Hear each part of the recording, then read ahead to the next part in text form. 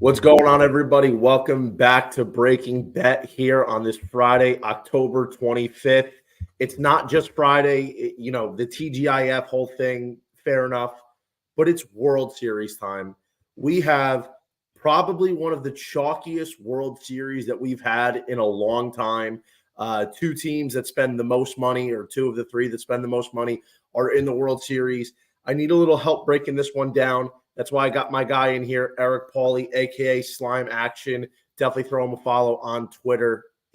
What's going on, my guy? What's going on? Very excited to talk some World Series. We did some stuff in the Championship Series rounds, but I'm glad to be back with you, breaking down, obviously, like you said, a chalky World Series, but at the end of the day, like, it's not always going to be, like a last year's Diamondbacks Rangers World Series. Like, obviously this is good for the sport, and these are two deserving teams. They're two very, very, very good baseball teams, two of the odds-on favorites from the beginning of the season all the way through to the end. So not shocked to see this, and honestly am very excited for these two really good teams, and obviously the big markets. You know that Mr. Manfred's really happy about this. Yeah.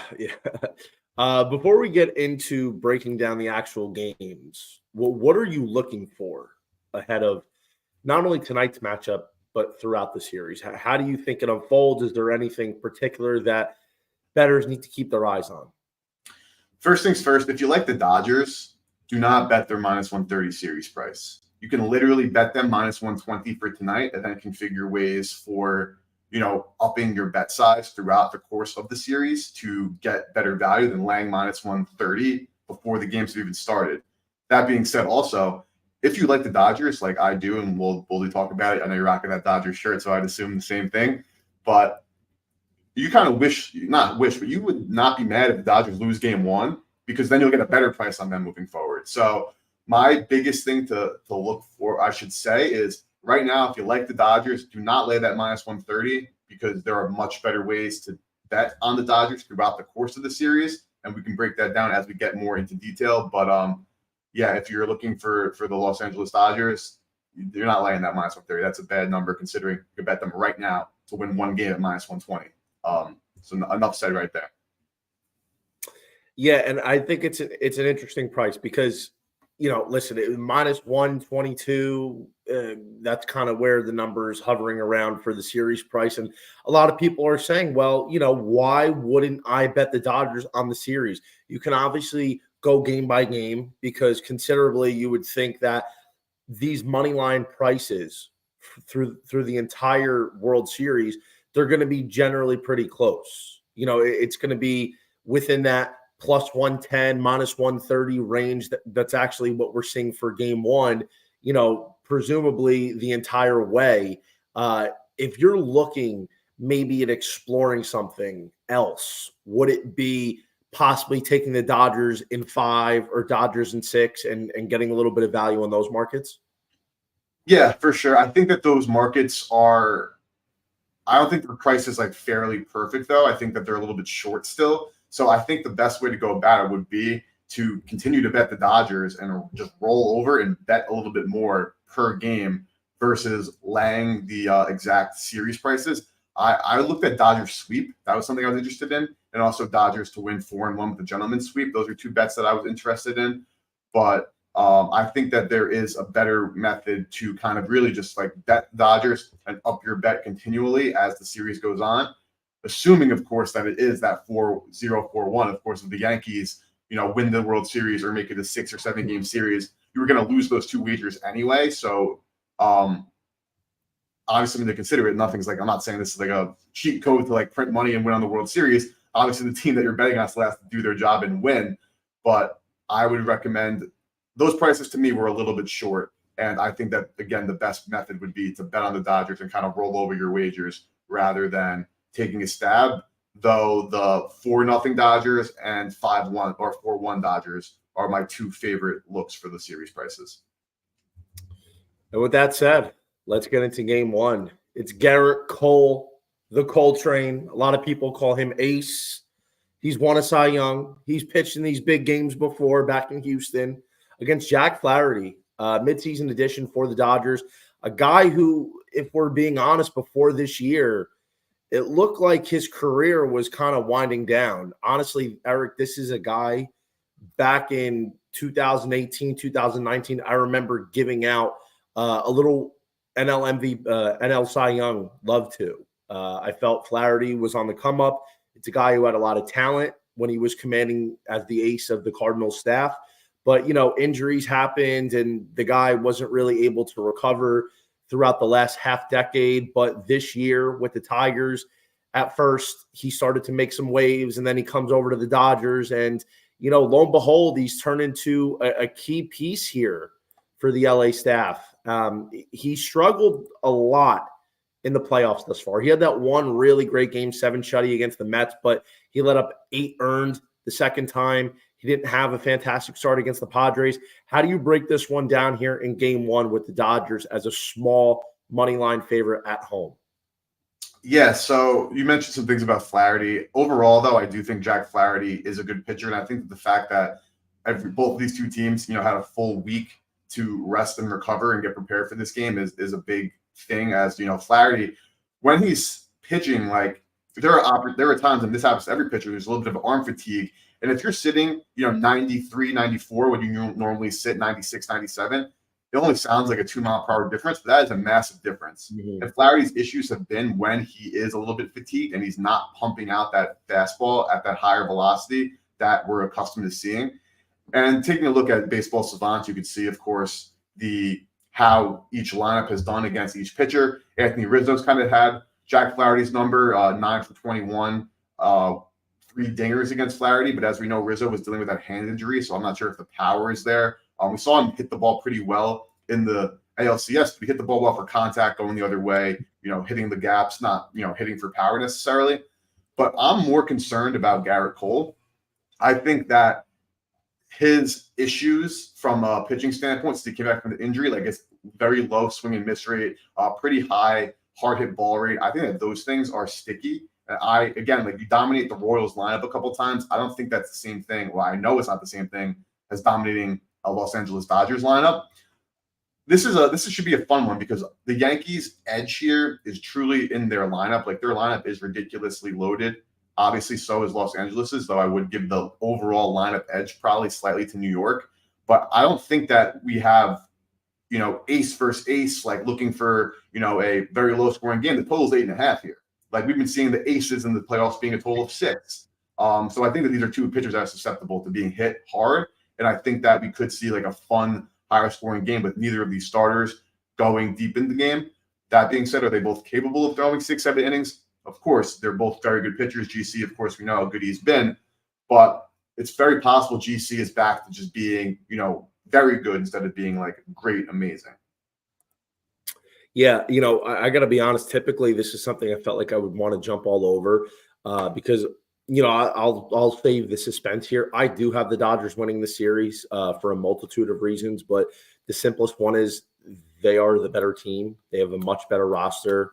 1 through 9 is capable of popping off at any given moment. Their bullpen has been outrageous, to say the least, whereas the Yankees, they coasted with a couple very, very generous series with Cleveland and Detroit. Cleveland and Kansas City, which, to be honest, it really wasn't as convincing as you would hope for. The Yankees got one of the easiest paths to the World Series in recent memory, and you would have expected them to kind of thump Kansas City, Cleveland. Instead, those AL Central teams were able to hang tough with New York and keep these games tight. It was late, and it came down to a couple plays that the Yankees made over. And really, their team is centered around a few key guys. Soto's had a outstanding season. He's had a very good postseason. He's earned himself. He gambled on himself, and he's going to get that big contract. He's going to get something that's going to probably be pushing over 550, maybe 6. Judge, honestly, was very underwhelming in the postseason. He had a couple big games here. But the big guy, honestly, is Giancarlo Stanton. I mean, he's been mashing. He's been coming up clutch. And the pitching, in all fairness, hasn't been as good as what we would have expected from the Yankees. I mean, Carlos Rodon's had his moments where he's been strong. So if we're looking at this here, I'm thinking if you're the Yankees, you're in a very optimal position. You're going to have Garrett Cole for games 1, 4, and 7, most likely. 3 chances to win with one of the best pitchers in baseball. I feel like considering the Yankees have had a little bit more time off, and I trust Cole more than Flaherty, I do lean Cole getting the plus money in game 1 here. I feel like it's very rare we get Garrett Cole with plus money. But I will say this as well. I think this total's a tick too low. We've seen these Dodger games, dude. Every single game they've played in the postseason thus far, with the exception of the closeout game against San Diego, has hit 8. Every single one of their games has hit at least 8 runs. It's been over 8 runs in all but 2. One of them was that Padres, I think, game 3 or game 4 in San Diego, where the only reason it didn't go to 9 runs was because I forget who hit it, but it was hit into foul. It was hit fair, but into foul territory, and it hit the third base umpire's arm and knocked the ball down. So Ohtani couldn't score. Instead, he got gunned down at the plate. So I think the total here is a tick low, and you have a lot of home run hitters. So I feel like the Yankees in the over is something that I would be very interested in tonight. And I don't disagree, especially from like a pricing perspective. I guess if you had to like gun to head, if it was any game, you would probably say who has a better chance of blowing up, Jack Flaherty or Garrett Cole. You would say that it's Jack Flaherty.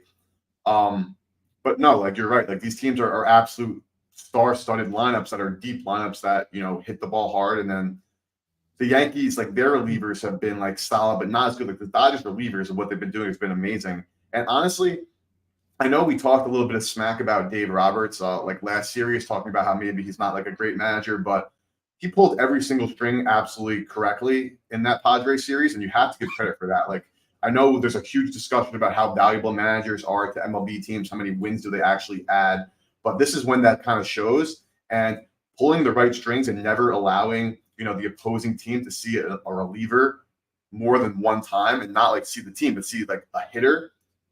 That's really impressive managing, and the fact that it worked with T was really just great. I think you have to give so much kudos to Dave Roberts for what he did, and also it's an organizational thing for the Dodgers. Like they're built like this. They have all these analytic staffers to do these amazing things for their baseball operations, for their player development, for their it's not a shock that guys come to Los Angeles that are kind of crappy, and then all of a sudden they have a new pitch or they adjust their swing a little bit, and now they're raking or now they're pitching really, really well. Like this is why they pay, you know, an amazing or insane amount of MLB like analytics guys in their front office to make these kind of adjustments and to get an edge over other teams. And I think that the Dodgers, we saw how good it was. And if you remember, Johnny, before the last game of that Padres series, where both of us had San Diego series prices, not life-changing money, but had a couple grand, you know, if the Padres would have, you know, won that game and kept going, would have loved that. But I said to you, as much as I want this ticket to hit, and I'm not hedging because, you know, it's not that big a deal to lose like $100, I think the Dodgers are going to win, and it's their year. And I'm sticking to that, and I wouldn't even mind if they lost this game, so I'm just betting their serious price next game. Yeah, 100%. I think just when you consider how well and how timely the Dodgers have been, teams like every big hit that they need, they get, or every big out on the mound they need, they get. It's kind of all coming together for them. So for me, I do want to go with the Dodgers here. I want to say the Dodgers get game 1 at home. And honestly, I don't think it's bad if they split and they go 1-1 in these first 2 games here in LA. Obviously it would swing more in favor of the Yankees, but you know, to be honest, we've seen the Dodgers get in a hole against, in my opinion, the team that was the best in the entire postseason with the Padres. I mean, I know me and you both agree that the Padres probably should be here right now. They completely collapsed, and you know that is what it is. But at the end of the day, I kind of felt like the winner was always coming out of the NL, and we could really make a case that we felt the winner of that Padres-Dodgers series was going to be the one that not only made it to the World Series, but won it all. And, you know, I don't think the Yankees go quietly, though.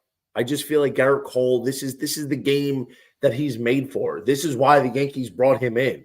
is for the hopes of one day they get to this position and they can have a guy who has been one of the best pitchers in probably the last 20 years be able to start this game on the road in a brutal environment against a team that spent $1 billion in the offseason, go out there and get a win. I'd say I definitely get it. Again, though, I am a little bit concerned about Cole's underlying metrics since coming back from injury, especially in the playoffs. Like, he is not, like, the Dodgers are a pretty contact-heavy team, as the Yankees, but Garrett Cole, very low swinging strike rate. If you're throwing the balls in the zone here, unless you're getting soft contact, if they're soft contact, just possible. Dodgers putting the ball in play is not generally going to be good for the opposing team, especially considering the fact that they have speed on the base path, they have that power to hit home runs, and they have a deep-ass lineup. So I totally get it. And I can, like, this game goes to 7. If this series goes to 7 games, like, obviously as a fan, without really any significant coin on this series just yet, that'd be awesome. But that being said, I really can see the Dodgers winning this series in 4 or 5 games, especially considering, the Yankees had, a pretty easy postseason. Yes, Cleveland gave them a run for their money. Kansas City was honestly a joke. I thought the Royals could be more competitive, but, in retrospect, this Yankees lineup was just way too deep for that, very good but not amazing Royals pitching staff. But at this point, like, the Yankees, with all their base running blunders they've made throughout these games, with some of the poor fielding that they have in the outfield outside of Verdugo, like Judge and Soto are not great defenders out there. If the Yankees are continuously running themselves into outs like they did in Cleveland and Kansas City, that'll fly against Cleveland and Kansas City. That's not flying in the World Series. No, I totally agree. And I know, I completely believe that the Dodgers pulling off the sweep here, or even the gentleman's sweep. I like that. The gentleman's sweep, actually. I like how you said that. Obviously it's not a surprise, but just trying to break it down from a one game cap, I realized Cole has not looked right, even in that start against Cleveland. I mean, he walked 4 batters. The Guardians lineup is really not that great. I mean, they have a few guys that are, masters. You got Jose Ramirez, and Naylor's had a great year, and then you got Noel who can put one out of the ballpark. But 4 walks, and honestly, the first game against the Royals was underwhelming. 7 hits and 3 earned in 5 innings, only 4 strikeouts. So I completely understand it. I really do. I also would compliment by saying I think the total at 8.5 is a tick low, and seeing that go towards the over is probably the better bet, in my opinion, tonight. No, I agree. We're seeing 8.5s, like -120s, -122s. So the market is definitely, would not be shocked if this closes at 9, which is a key number in baseball.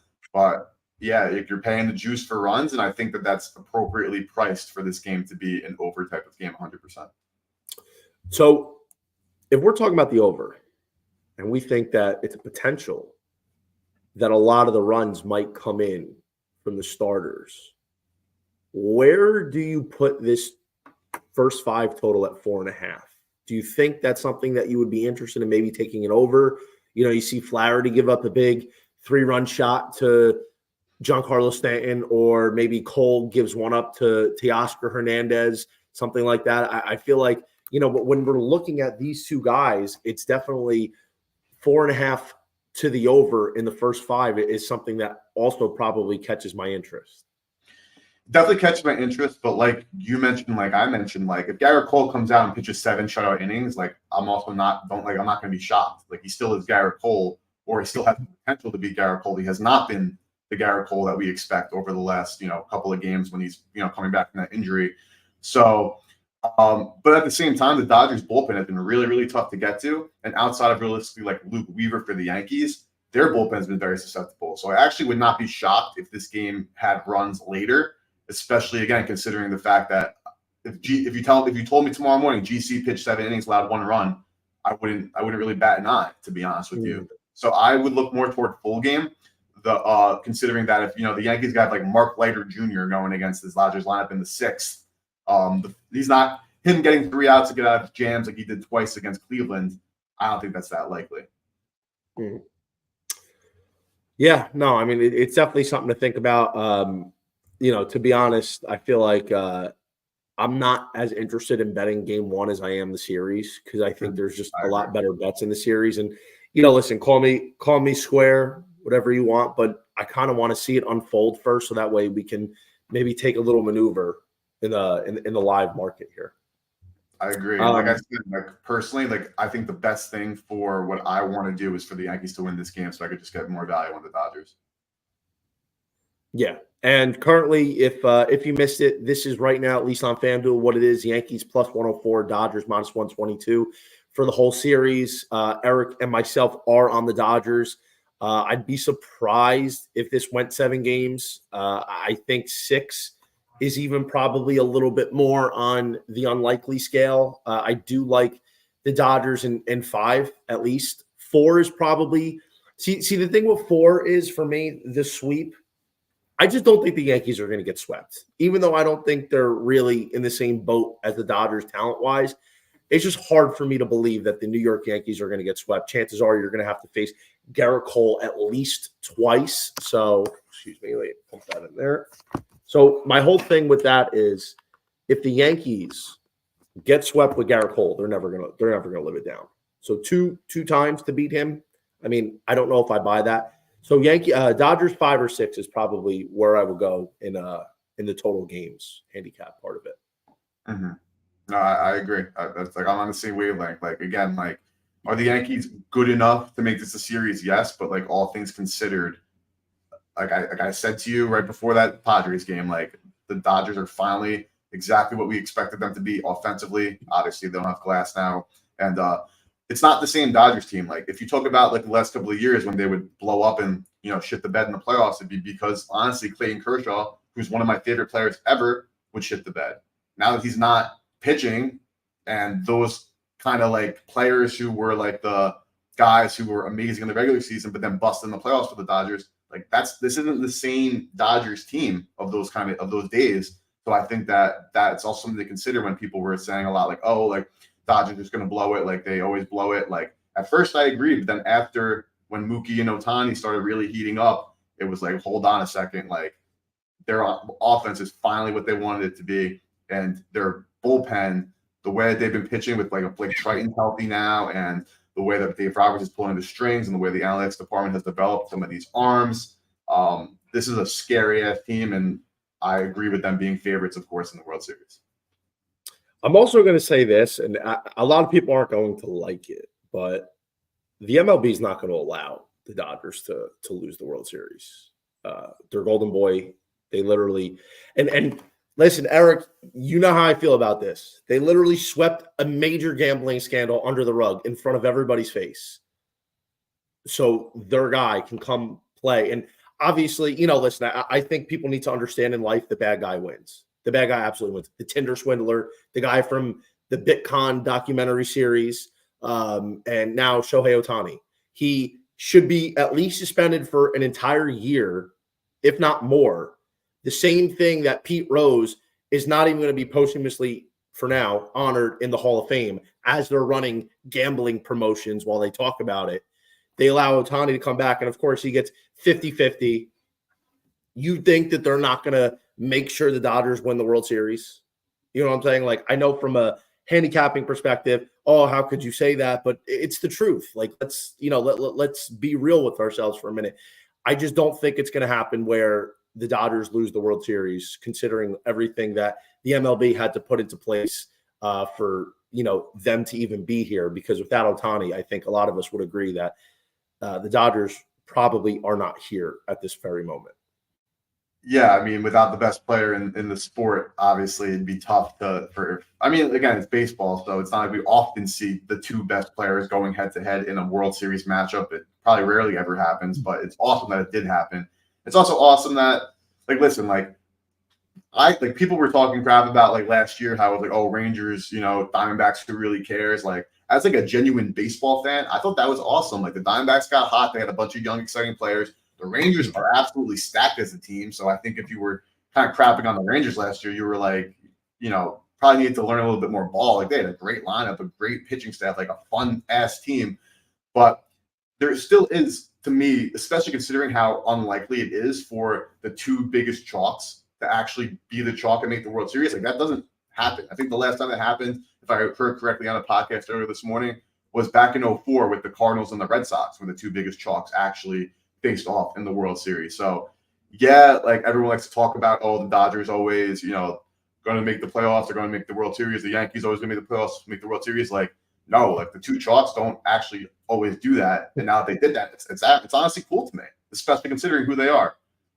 Well, I mean, honestly, it's not that great because I want them both to lose if I had my choice. I mean, I would pick just about anybody else to win. So for World Series, obviously, it's going to come down to not just who wins, but who's going to get that coveted World Series MVP. I mean, we both think the Dodgers are going to win. I don't really see how you can go anywhere other than Ohtani. I think the MLB will refuse to give it to anybody else other than Ohtani. He can go 0 for 50 and he'll still get it. It's the fact. It's the fact of it. You literally bring this guy back and you're going to win the World Series, and you're not going to give him the World Series MVP. Then everyone's like, oh, Tommy Edman won NLCS. Like, bro, nobody remembers who won NLCS. People remember who won the World Series MVP. It's almost like if anybody's ever cheated on a test as a kid, if you get all the answers, you don't get 100%. You get like a 95% just to have a little bit of plausible deniability. I think Ohtani's going to win the MVP. It makes too much sense for the narrative of, well, Ohtani comes from a poor poverty franchise of the Angels, comes over, gets 50-50. He survives his translator stealing millions of dollars to illegally gamble on an offshore sports book. But then he goes out there and he wins the regular season MVP. He's the first 50-50 player. Dodgers make the World Series. They win it. We got to give him the award. It's as simple as that. I don't really see any other narrative here. Listen, for people that want to take a shot on somebody else, obviously Mookie Betts is interesting. I know we talked off air. Teoscar Hernandez is somebody to dabble in, but I just don't know how anybody else other than Ohtani is going to win this award. Plus 230 is a bargain, in my opinion.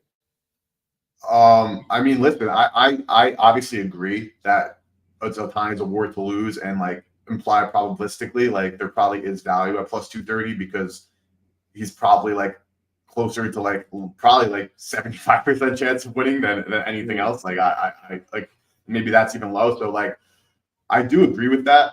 That being said, betting 230 on a future like this is honestly, I know that you sometimes are willing to bet the chalk if you think the chalk is for a future award. Like I said, Ohtani probabilistically is probably closer to really over 50%, 100% than plus 230 what that equates to.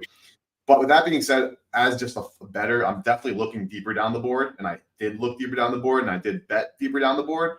I love Teo to win this award, and I was able to get him at 28-1 on DK. And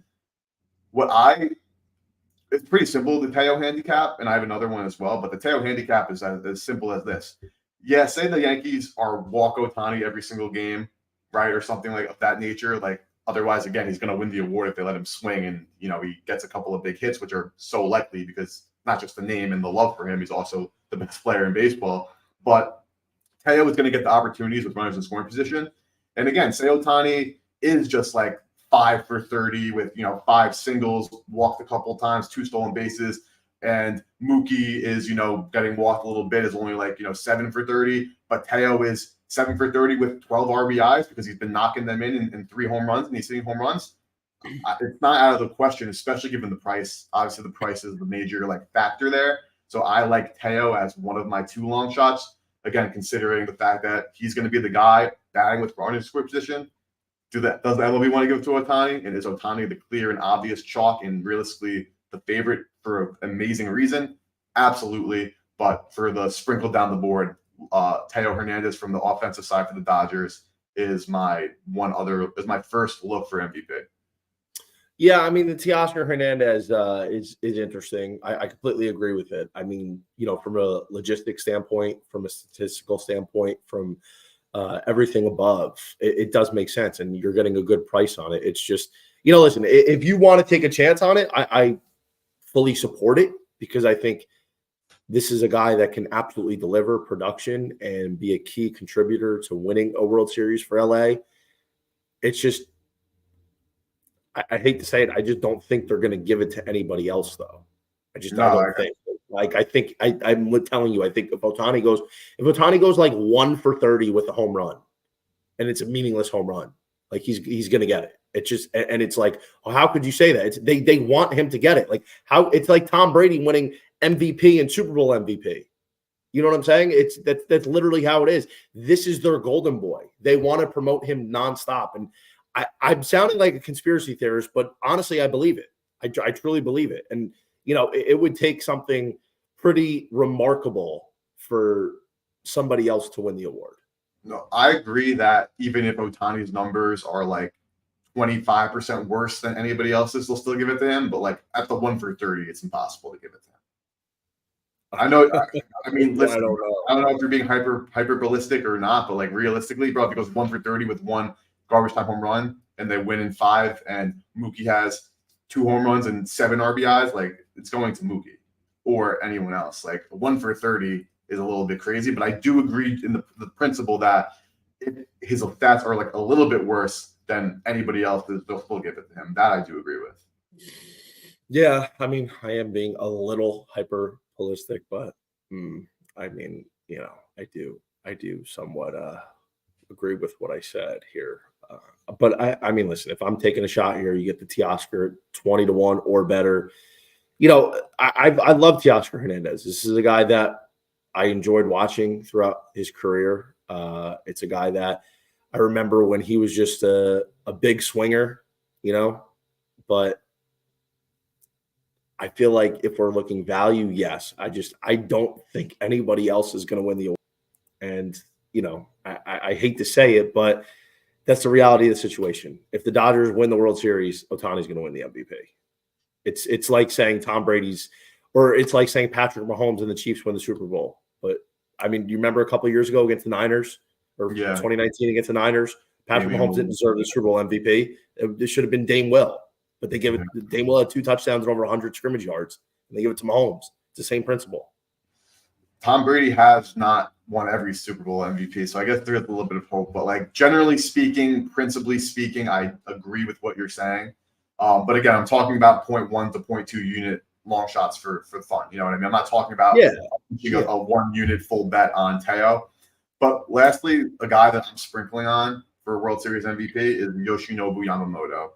Pitcher is very, very, very difficult for him to win the award, and it's not something that is very likely. And the odds that I got him at were, just to confirm, make sure, 80-1, right? So again, we're talking about a crazy long shot down the board. It's not even starting game 1. That being said, this is literally why they brought Yamamoto over. And it's not like Yamamoto being like this guy coming over from Japan. Like he pitched in the big games in the World Baseball Classic. Like he pitched in that final against Team USA, if you remember, last year in that game where he delivered and pitched amazing.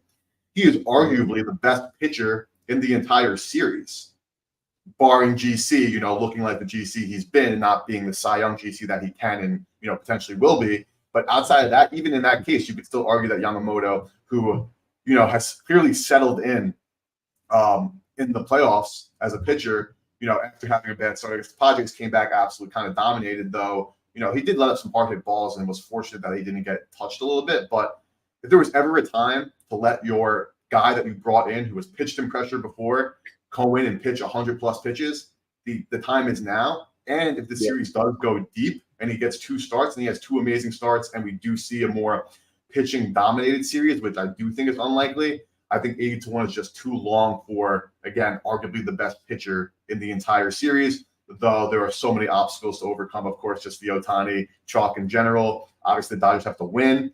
And 2, we have to have 3, we have to have a long series. So don't get me wrong. This is an 80-1 bet. I'm not sitting here like counting the table saying must bet. But for my, 10, 15, 20 bucks, I am looking at Yamamoto to win the World Series MVP as just a little bit mispriced. I mean, it could be very Steven Strasburg-esque when the Nationals took down the Astros. So I don't hate it. Before we get out of here, are there any other props, maybe hit leaders or anything else that you have in mind? Yeah, so DK has a bunch of these. I'm not sure if FanDuel does too, but if they do, great, obviously line shop and find whichever book that offers the best lines. For hits, I looked at Gleyber Torres, 16-1, just because he's been absolutely on fire in the leadoff spot for the Yankees. He's been really catalyst for this offense. So maybe a 16-1, though I don't have coin on it, so I can't stay. Definitely bet that. Ohtani stolen base leader 13-1 is intriguing because if the Yankees do walk him, a good thing to do. But that's actually the most stolen bases for the entire playoffs, so obviously that counts. But there are two different markets, so make sure when you're betting. I just made this mistake. There is series playoff props and playoff leaders. Playoff leaders still include everybody who has played in the playoffs so far, so they have to surpass people who have already been eliminated. And then series is for, of course, this exact series. So I was looking at playoff leader there. That's a little bit different. Ohtani most stolen bases in the series is plus 165. That makes so much more sense to see that. So don't get fooled like me. But I have a bet that I took before the playoffs for Aaron Judge under like a 298 batting average for the playoffs, and he's sitting at like a $160 or something like that. So I'm honestly, as much as I love the King of New York, unfortunately, I'm still rooting for his downfall in this postseason. What about you though? What do you have in these markets? Because I haven't locked anything in yet. But again, just want to make the distinction that if you want to go balls to the wall, you think it could be a deep series, maybe look at somebody for the entire playoffs to then surpass some guys who obviously cannot accumulate stats because they're not there. But if you want to just focus in on the series, they have playoff series props as well. It's funny you say that. We're talking about Teoscar, and it would ultimately line up with your theory here. Any interest in Teoscar to have the most home runs of the series at 13-1? I feel like Teoscar Hernandez, man. He's one of these guys that doesn't get pitched to as carefully as Ohtani or Betts or even Freeman. Now, I'm not saying pitchers aren't cautious when they're throwing to him, but this is a guy that will crush a mistake. And the Yankees pitching staff is capable of making a lot of them. So I think at 13-1 for a guy who has as much raw power as Teoscar Hernandez, it's definitely something that I would take a look in. I mean, if you want to get a little bit wild, you can go Enrique Hernandez, Kike, he's got a knack for kind of showing up in the postseason. He's at 50-1. So I think taking a little sprinkle here on one of these Dodger Hernandez boys is definitely something that I would be interested in. I mean, you look at Ohtani 3-1. I mean, it's not that appealing. There's a lot of home run hitters in this line in this series. Judge is 310. He's struggling. Stanton 6-1. I don't think is bad, but I would like to look further down the board. Soto 750, Muncy's 11-1, and then Hernandez, then Betts is 14-1, then Chisholm at 22, then Will Smith at 24. So, I personally don't think any Yankee is going to do this outside of Judge, Stanton, or Soto. So you might as well look a little bit further down the board for one of these Dodgers. And to be frank, Ohtani 3-1, obviously he's more than capable of doing this, but we're talking about this. I feel like the Yankees probably would be a little bit more careful about how they pitch to him and make somebody else beat them. I don't disagree. At all. I actually was looking as we were talking, and I think Teo most RBIs in the series is also attractive at 9-1. That co-signs more with my World Series MVP handicap because obviously, again, the home run ball would really propel that. Don't get me wrong. So I would love to see Teo, hit a couple out of the park. But RBIs is really where I'm focused on because, again, like the best part about players like Teo and like Adolis last year, who I know didn't win because Corey Seager, the best player in that series, went absolutely bonkers. And is that possible that Ohtani or Mookie or Aaron Judge, the three best players in the series, go absolutely bonkers? Absolutely. But Teo batting with runners in scoring position, he had the most ABs in the wild card round, in the NLCS with runners in scoring position, and he was cold to start the series, got hot as the series progressed, and that's what we're banking on here, or what I'm betting on here essentially is Teo, runners in scoring position, converting. So I would actually, if I wanted more exposure on Teo, I would actually look in the most RBIs market in the series, that plus 900. Yeah, I like that. I think it's going to be interesting. It's good. And, the thing for the home runs is 2 home runs can do it. Two home runs in the World Series. And if this thing goes 6 games, that's definitely something that is possible. I mean, you're looking at probably somewhere between 24 and like 28 at bats if it goes 6 games, so Definitely No, interesting. One more I actually wanted to look at with you. If you're looking at most hits, and you were talking about Gleyber Torres, do you have any love for somebody like a Juan Soto at plus 850? Soto's kind of finding himself here in this postseason, in turning it up a notch. I feel like Soto against the Dodgers pitching staff, at least in the starting role, that really, to me, isn't jumping off the screen. I mean, it's very high variance at the moment with Flaherty and Yamamoto. You have these two guys that have gotten lit up or they've had really good starts. Any love here for Juan Soto, most hits at 850? Yeah, certainly we'll look at Juan Soto there. Obviously 24 years old, but experienced beyond belief for these kind of moments, situations. Obviously, I didn't mention him in that last segment, though. Obviously, he's one of the best players, top 3, 4 in the series with Mookie, Ohtani, and of course Aaron Judge. So, yeah, I would definitely look at Juan Soto. I guess I don't want to say I'm biased because I don't have any like real money on the Dodgers outside of those 2 MVP bets. So it's not like, I am like pounding the table only for Dodgers players and I'm like neglecting the Yankees. But at the same time, I kind of am, simply just because I see value on the Dodgers to win the series and I like the Dodgers to win the series. But all things considered, obviously Juan Soto at 6-1 for most hits, or 8.5. That's a better number. So if you can get that.